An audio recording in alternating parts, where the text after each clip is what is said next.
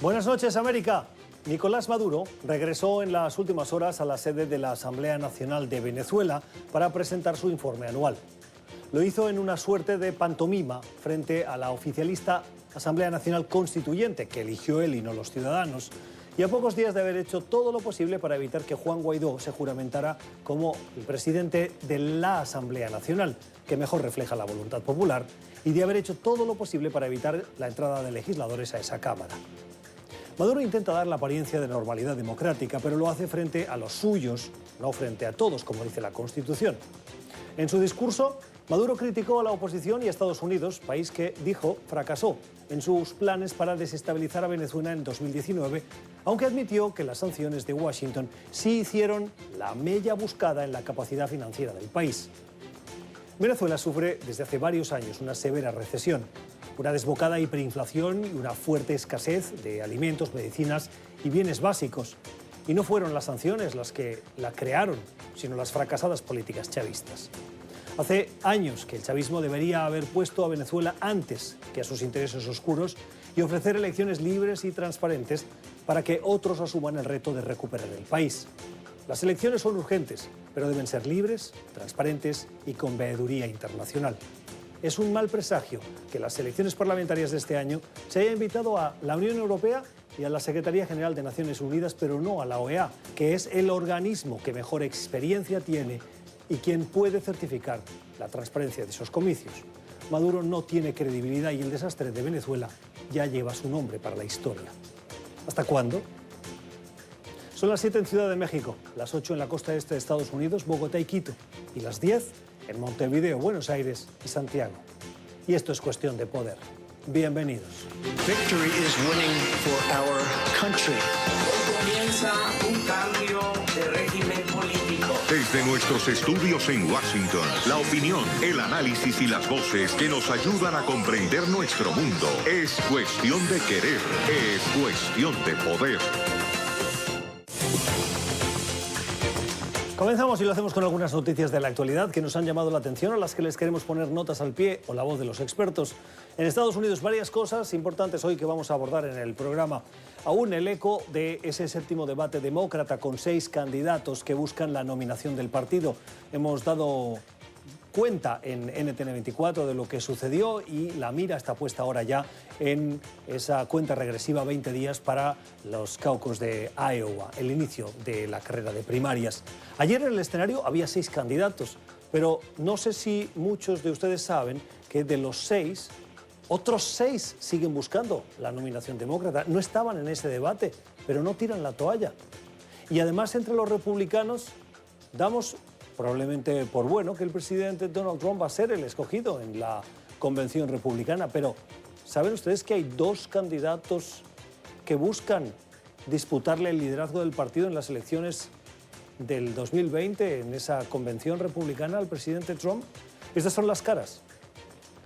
Ahí tiene la lista de los demócratas, son 12, que están los que veíamos ayer, los 6, Buttigieg, Joe Biden, Elizabeth Warren, Amy Klobuchar, Bernie Sanders, pero además hay que sumar John DeLine, Tulsi Gabbard, Michael Bennet, Michael Bloomberg, por supuesto, Andrew Yang, como parte de ese equipo de 6, de 12, de los 6 que se suman a los que estaban ayer. 12 candidatos aún buscan esa nominación, probablemente con pocas aspiraciones o con pocas posibilidades, para ser más preciso.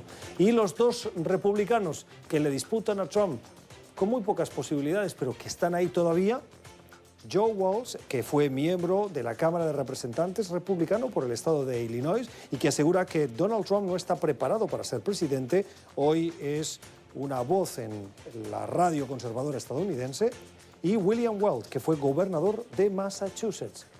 3 aspirantes republicanos y 12 demócratas continúan en la contienda.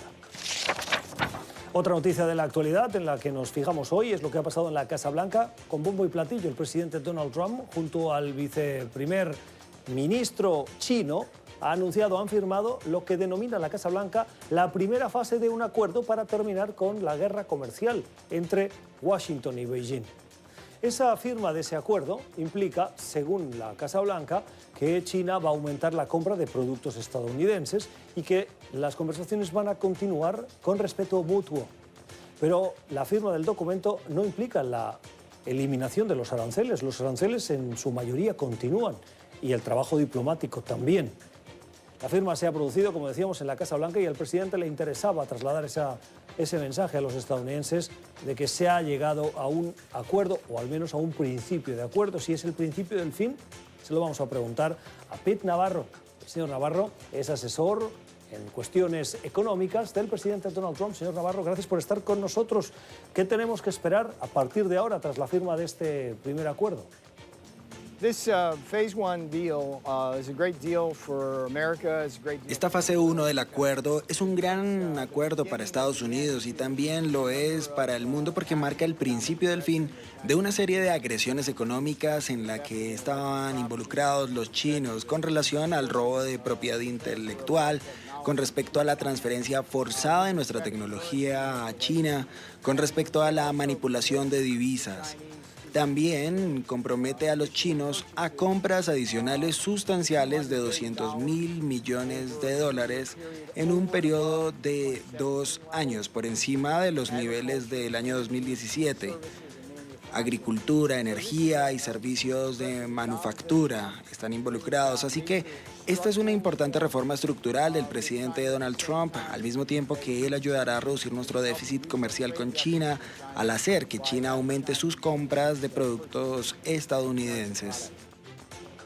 ¿Cómo beneficia la firma del acuerdo firmado hoy a las economías de la región, las de América Latina? El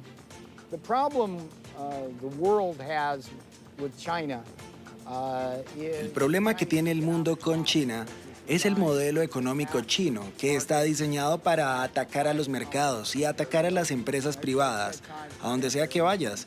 Estuve en Perú y allí, en Perú, por ejemplo, China utiliza a esta nación para obtener sus recursos naturales. Entran y dejan sin trabajo a las pequeñas y medianas empresas, llevando a sus propias compañías.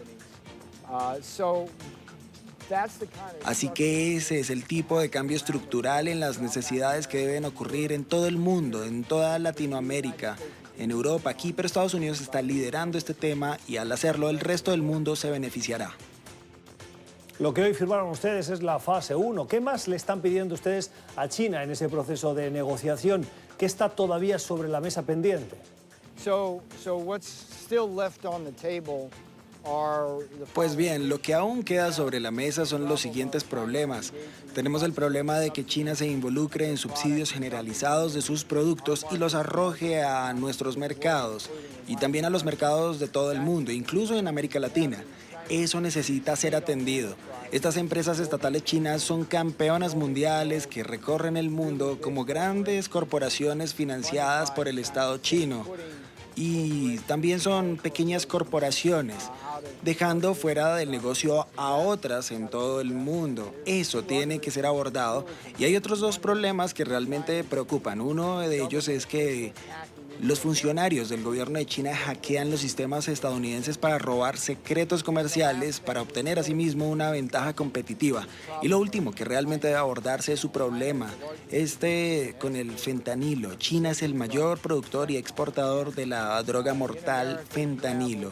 En Estados Unidos tenemos más de 50.000 estadounidenses que mueren cada año por esta droga y también muertes por opioides. Y esto simplemente tiene que parar. Pete Navarro es asesor económico y de política comercial de la Casa Blanca. Señor Navarro, gracias. Feliz noche. Terminamos con una noticia en positivo, una noticia de un estudio que ha realizado un profesor de la Universidad de Dartmouth College, en el Reino Unido. El profesor se llama David Blanchflower y ha estudiado 131 países para elaborar lo que denomina la curva de la felicidad, de la cual hoy se hacen eco algunos medios de comunicación. ¿Qué es esa curva de la felicidad? Nos dice que cuándo somos más felices o menos felices a lo largo de nuestra vida. ¿Saben la edad de la mayor infelicidad en las personas que viven en países desarrollados? 47,2 años. Y en países en desarrollo, un poquito más, 48,2. Es decir, que a los 47, 48 años, al final de los 40, es cuando somos más infelices.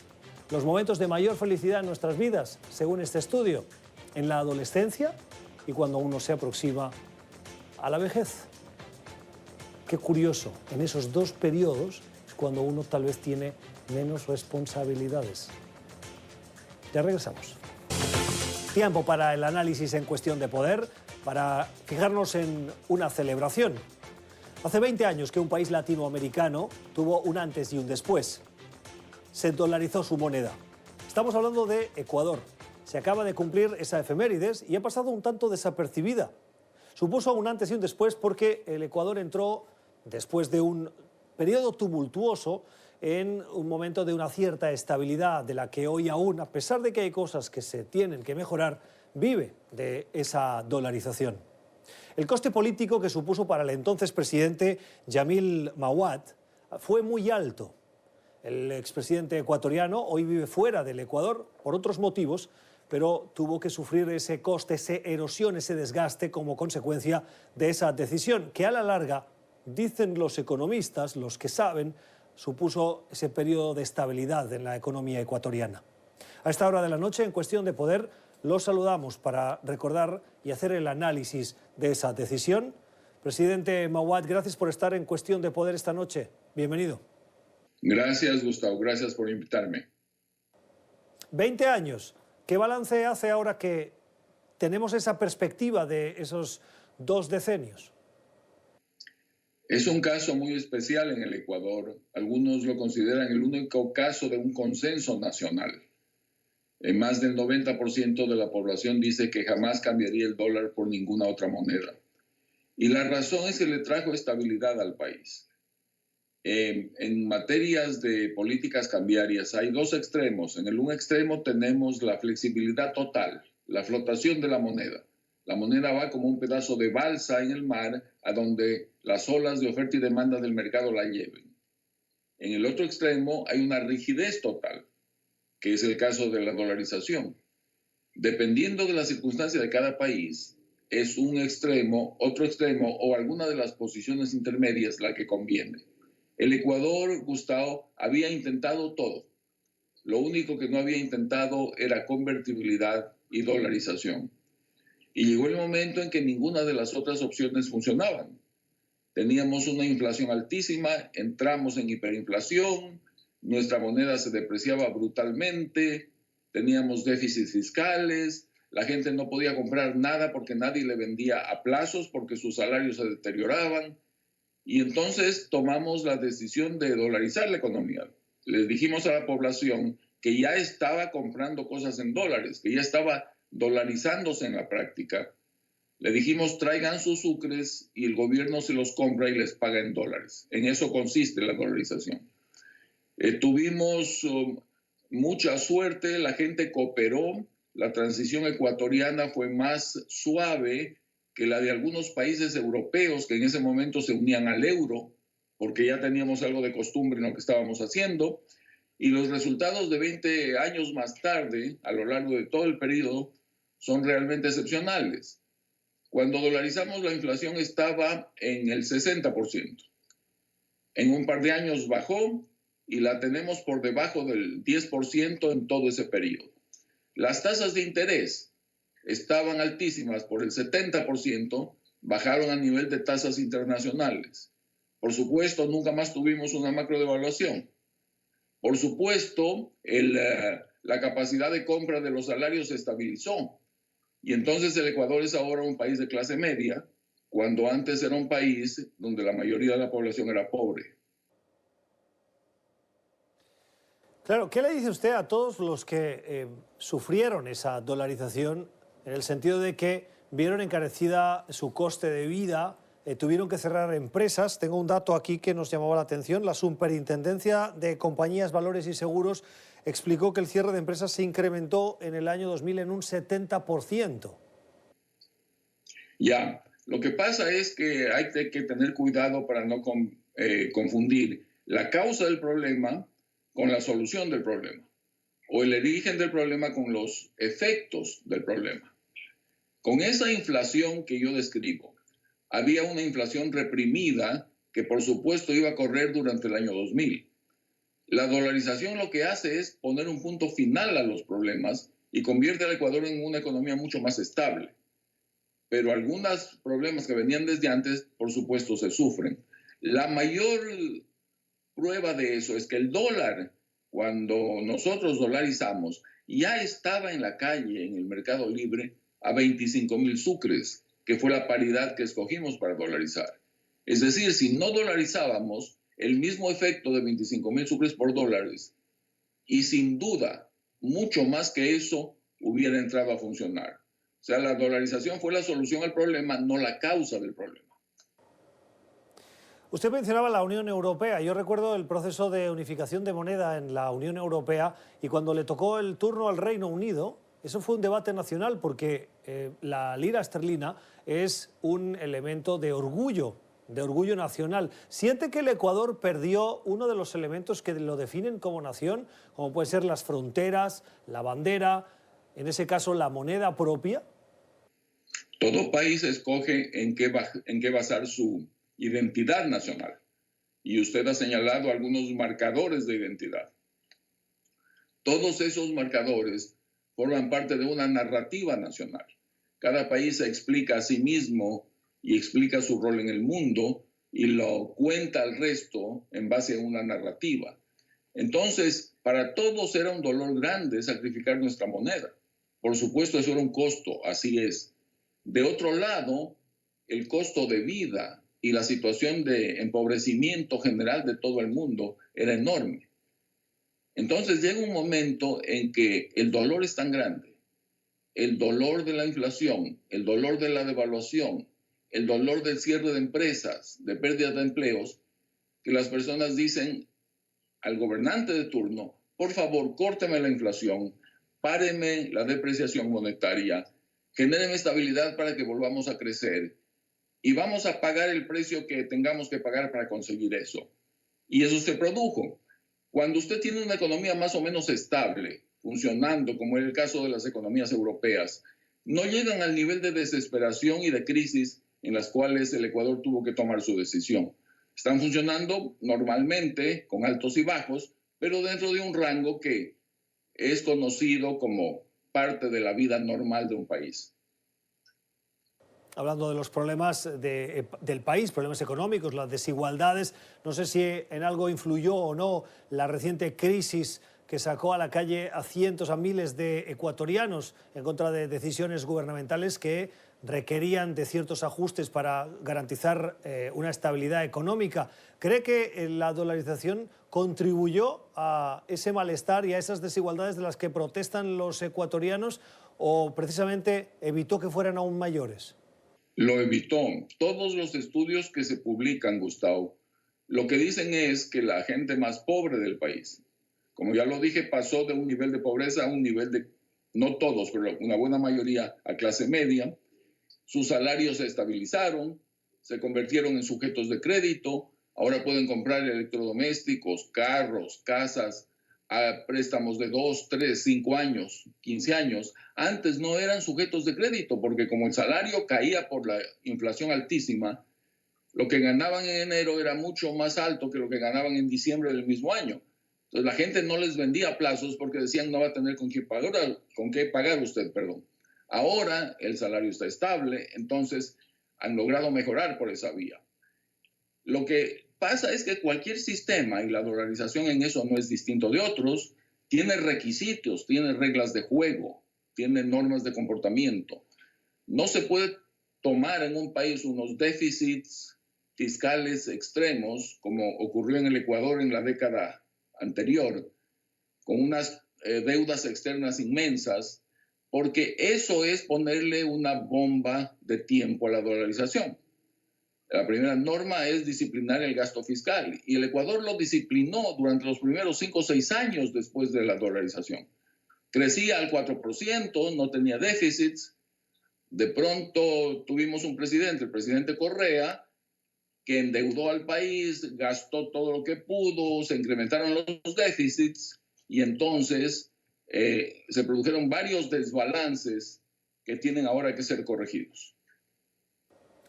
Precisamente la decisión que tomó el gobierno de Lenín Moreno frente a esas protestas fue la de, en cierta manera, dar marcha atrás y abrir un proceso de diálogo para no ajustarse a ese proceso de recorte del gasto público para garantizar unas finanzas equilibradas. ¿Cree que la respuesta fue la adecuada o fue una traición a esa ortodoxia económica para dar gusto a los que salieron a las calles? Yo creo que todo mandatario debe tener primero las ideas claras y segundo las prioridades claras. ¿Las tiene claras el presidente Lenín Moreno? Y yo creo que cuando decidió que él debía evitar un baño de sangre, la situación estaba muy violenta en las calles en Ecuador, que es un país supremamente pacífico, que nunca había visto eso. Y yo creo que un mandatario tiene que priorizar la paz social. Y eso fue lo que se hizo y se consiguió el resultado. Entonces, eso superó el problema de la emergencia social con actos de violencia. No superó el problema de la crisis fiscal. Y en eso tendrán que seguir trabajando. ¿Cree que esa violencia venía inducida por otros intereses que no eran la protesta ciudadana, intereses externos de desestabilización, que podían tener detrás, como ha dicho el mismo gobierno, la rivalidad con el anterior presidente Rafael Correa o con intereses del chavismo de Venezuela para desestabilizar e influir en el Ecuador? Bueno, yo creo que en un movimiento de estos siempre hay varios elementos de diferente tipo. El gobierno logró identificar la presencia de algunas personas, extranjeros, a quienes calificó de agitadores y los sacó del país. Entonces, encontraron que eso existía. Además, había un ambiente de protesta por las medidas que a nadie le gusta que le suban las cosas, peor los combustibles. Entonces, yo creo que hay un caldo de cultivo porque la gente se siente herida cuando hay un ajuste, pero al mismo tiempo hay agitadores profesionales con intereses muy claros que se meten con la población y que muchas veces lo que buscan es simplemente desestabilizar. Para terminar, usted es expresidente, como también lo es Rafael Correa, pero su respuesta frente a las crisis que ha sufrido, ha visto el Ecuador, ha sido distinta. ¿Usted qué consejo le da, qué le pediría a Rafael Correa para que ocupe el lugar de expresidente?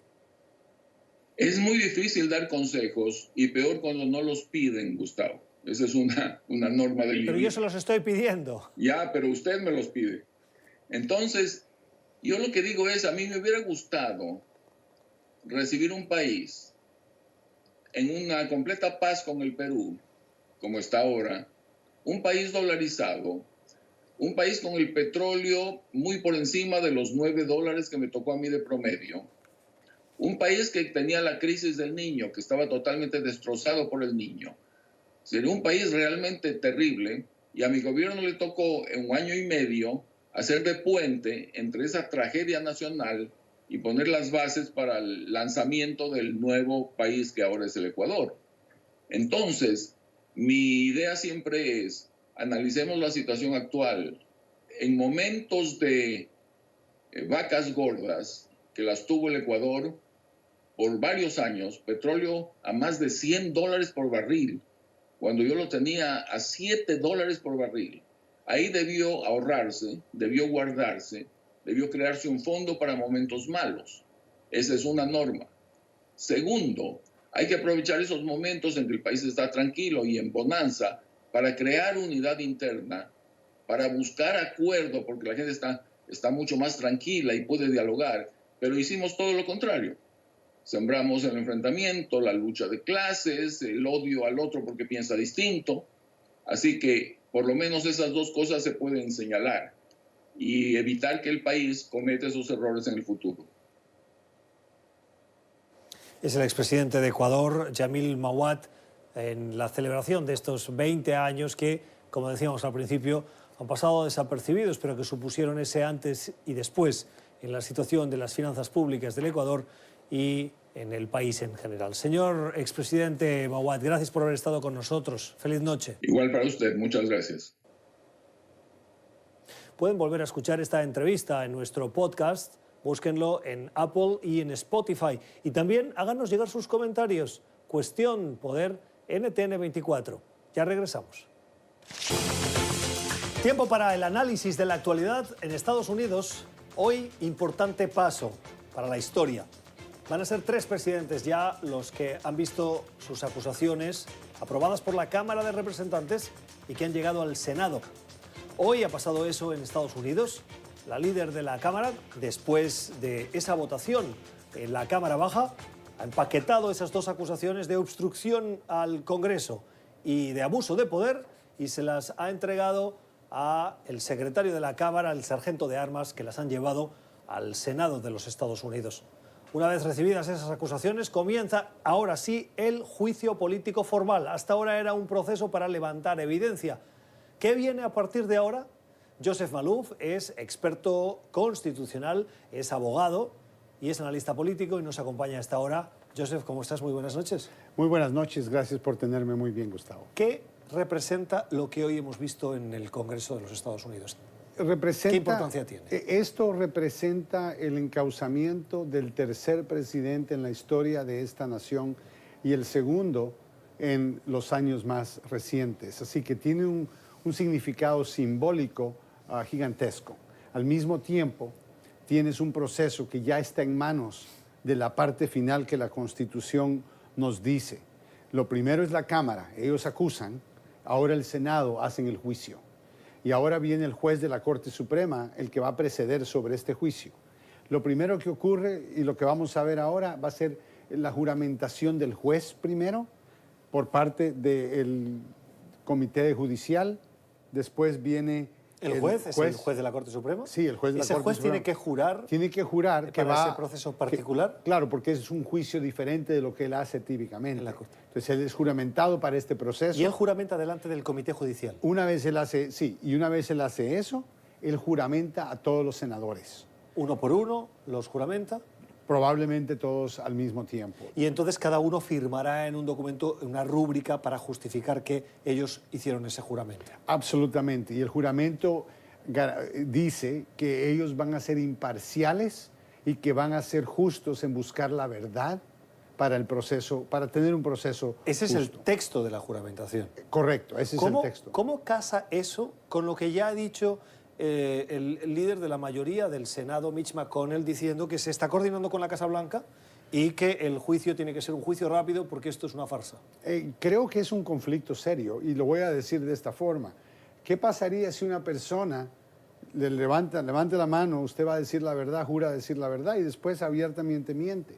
Entonces no tiene sentido. La juramentación es para que la gente haga eso. Y la idea es ser imparciales. Imparciales significa que van a escuchar todas las pruebas y también que van a buscar la verdad. Si van a buscar la verdad, ahora viene el conflicto por el cual ellos no quieren llamar testigos, pero los demócratas sí.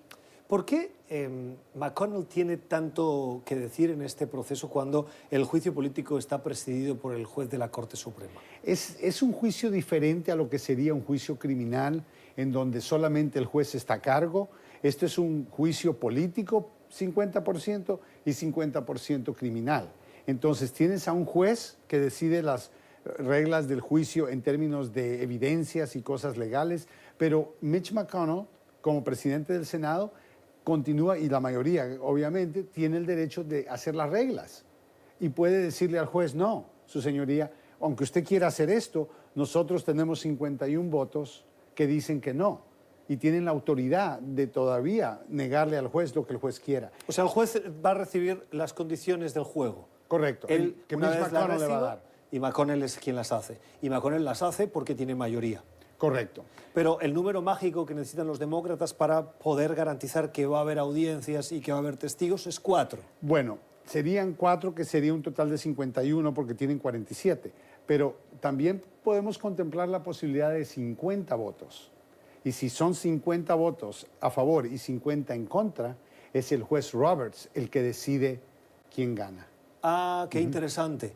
Hoy ya hay 3 senadores que ya se han mostrado abiertos a que haya audiencias, que haya testigos. Son los senadores de Maine, los senadores de Alaska y los senadores de Utah. Son esos 3 senadores. Faltaría un cuarto, que es el que podría garantizar esa mayoría para los demócratas. O en este caso podría ser el juez Roberts. Y típicamente en la Corte, y yo hablo ya ahora de juicios civiles o criminales, no hay ningún juicio que se pueda hacer sin tener testigos y pruebas.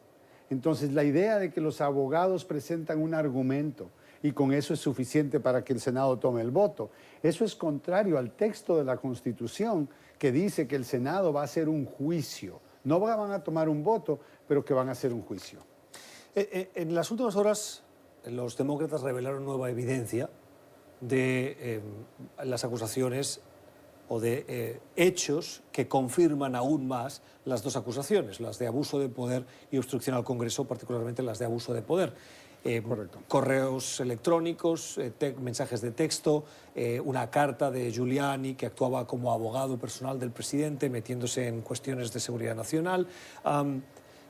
¿Tienen la sensación, como podemos tener algunos periodistas, entre los que yo me considero, que pase lo que pase, aparezca la evidencia que aparezca, está tan politizado este proceso de juicio político que no va a cambiar nada? Sí, desgraciadamente esa es la manera en que estamos viendo que los miembros del Senado republicanos están comportándose. Y eso es un problema grande porque la Constitución depende de chequeos y balances. Depende de que el Congreso, la Cámara, pueda investigar al presidente, pueda investigar a los jueces y viceversa, y esa forma balancean el poder. Si eliminamos la seriedad que es un juicio político, ignoramos los actos de un presidente simplemente porque es popular, creo que abandonamos el concepto de la Constitución y la democracia como la conocemos en este país. Así que por eso es que esto tiene un nivel alto de seriedad, y es el hecho de que el balance de poder es lo que mantiene este país un país democrático y libre. Y lo menciono porque hoy también escuchamos de que Rusia ya están buscando cambiar el gobierno para tratar de terminar en una dictadura. Así que sabemos que el presidente Trump tiene tendencias de esa índole y consecuentemente todos están prestando mucha atención a lo que el presidente ha hecho y lo que sigue haciendo, y espero que estas pruebas que estamos viendo sean presentadas, y si no son presentadas, Mitch McConnell va a tomar el gran riesgo de esencialmente hacer un juicio que es falso, un juicio sin mérito, sin deseo de hacerlo, que el pueblo va a ver, que va a saber que el presidente ganó porque Mitch McConnell le ayudó y no porque de verdad era inocente. ¿A quién beneficiaría más eso? Y lo digo porque históricamente quien ha impulsado un proceso de juicio político contra el presidente de los Estados Unidos le ha acabado pasando factura en las siguientes elecciones. El caso más reciente es, como decíamos, el de Bill Clinton. ¿Cree que si Mitch McConnell hace eso, en el fondo está evitando que los demócratas tengan ese peso de cara a las próximas elecciones? Claro, yo creo que él puede.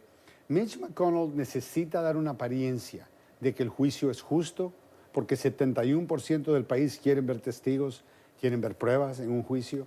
Y yo creo que si él no hace eso, él toma el riesgo de que muchas personas van a decir, bueno, yo voy a cuestionar lo legítimo que fue este proceso.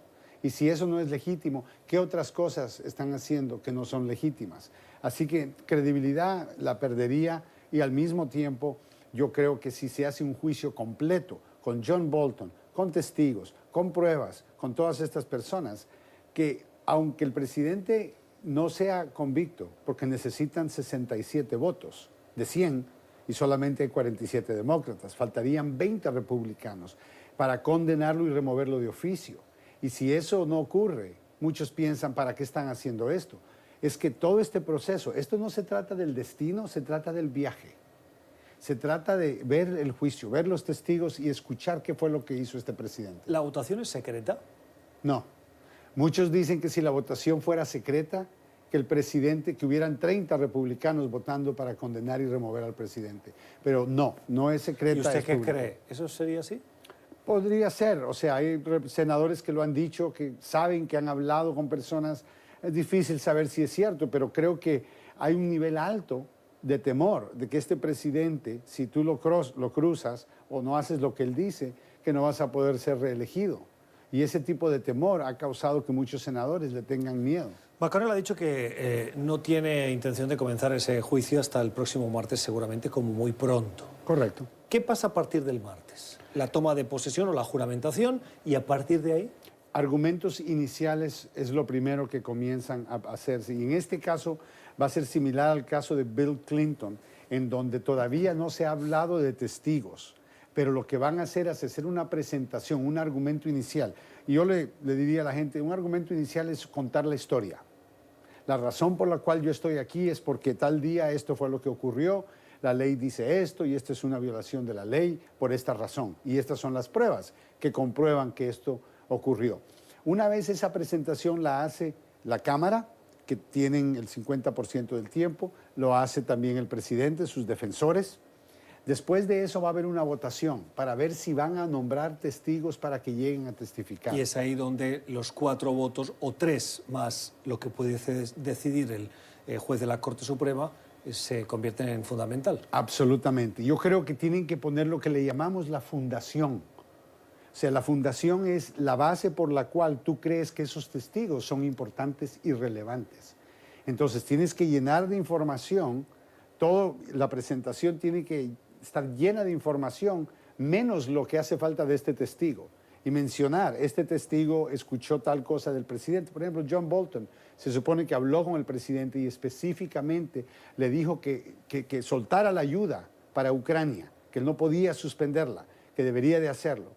Y le dijo que no lo iba a hacer. Y John Bolton, ya sabiendo que el presidente sabía esto, sería un testigo directo de que el presidente fue el que suspendió la ayuda, aunque ya sabemos que eso es lo que ocurrió, pero tener estos testigos directos son para el país más que para los senadores. Yo creo que el Senado, aunque llamen a todos los testigos posibles, van a votar para exonerar o para no condenar al presidente. O sea, la votación está preconcebida. Yo creo que a este nivel, tuviera que haber algo bien sorprendente, Gustavo, porque hay mucho descontento, hay mucha controversia en Washington ahora. Y yo creo que este tipo de caso no ayuda necesariamente a unir a los partidos. Lo contrario, causa que mucha gente se vaya para su propio campo y peleen. Pero la presentación y la manera en que el país va a observar estos testigos y estas pruebas le va a dar el derecho, tal vez no al Senado, pero al votante en noviembre, de decidir si Donald Trump debería de continuar como presidente de Estados Unidos. O sea, en el fondo es una parte de la campaña electoral.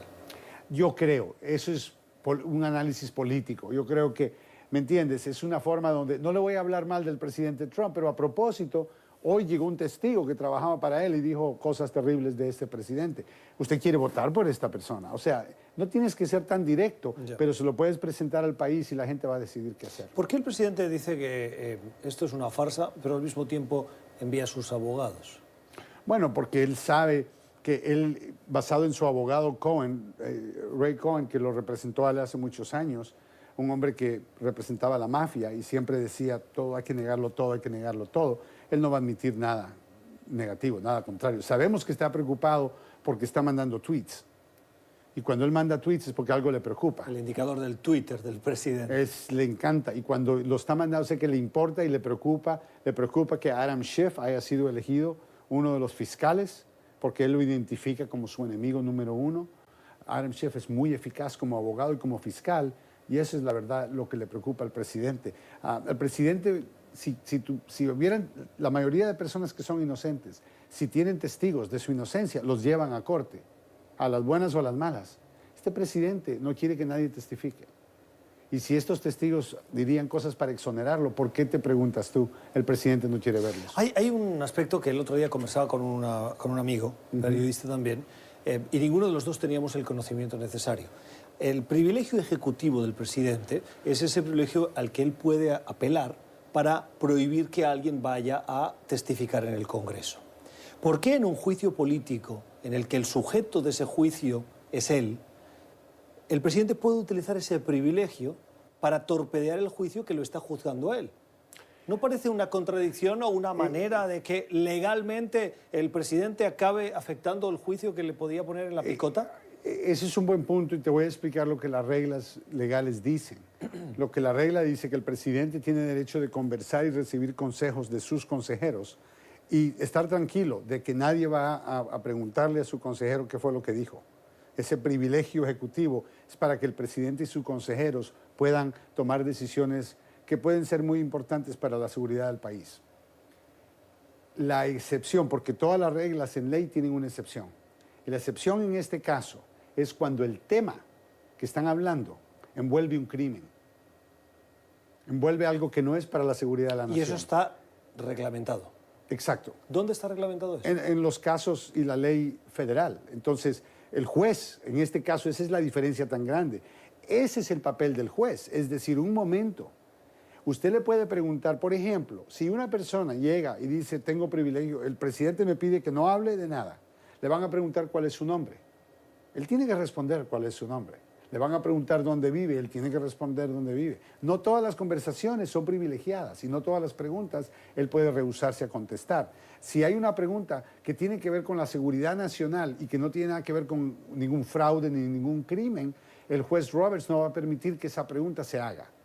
Pero si la pregunta tiene que ver es aquello de las películas que el juez para en la conversación y dice no aplica y el testigo no tiene que responder. Y tiene que responder. Eso es lo que va a ocurrir. Yo creo que eso es lo que hace falta en este caso. Ya. Cuando, ya terminamos porque nos estamos pasando del tiempo, pero me parece fascinante. Cuando se consigan, si es que los demócratas lo consiguen, la lista para que haya nuevos testigos.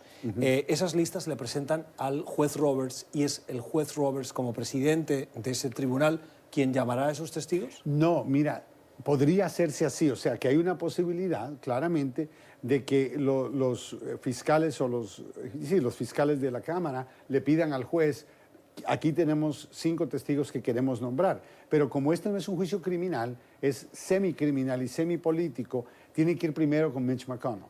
Entonces, si Mitch McConnell no toma un voto y el voto no favorece de que se llamen testigos, claro, se puede pedirle al juez, pero no creo que el juez porque el juez no tiene autoridad sobre el Senado. Así que lo único que tienen los miembros de la Cámara para defenderse es que se ve muy mal en los ojos del público, de que cómo pueden tener un juicio sin testigos.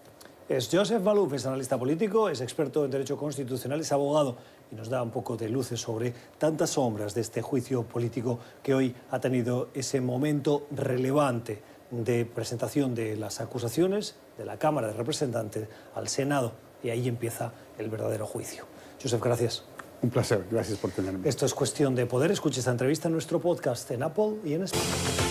Tiempo para la cultura en Cuestión de Poder, para la recomendación que nos llega de la mano de Alexandra Colonna-Mil. Alexandra, buenas noches. Buenas noches, Gustavo. ¿Cómo cerramos hoy? Hoy con algo diferente, un corto animado. No una serie, no una película, son menos de 7 minutos. Se llama Hair Love o en español Amor al Cabello. ¿Y por qué vale la pena? La película es de un cineasta que se llama Matthew Cherry.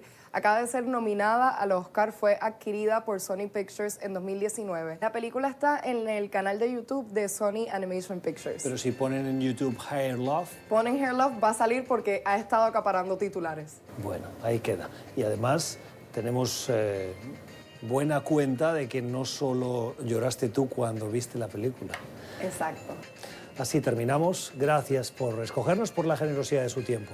Esperemos que hayan aprendido, como lo hemos hecho nosotros, de nuestros invitados. Que tengan feliz noche.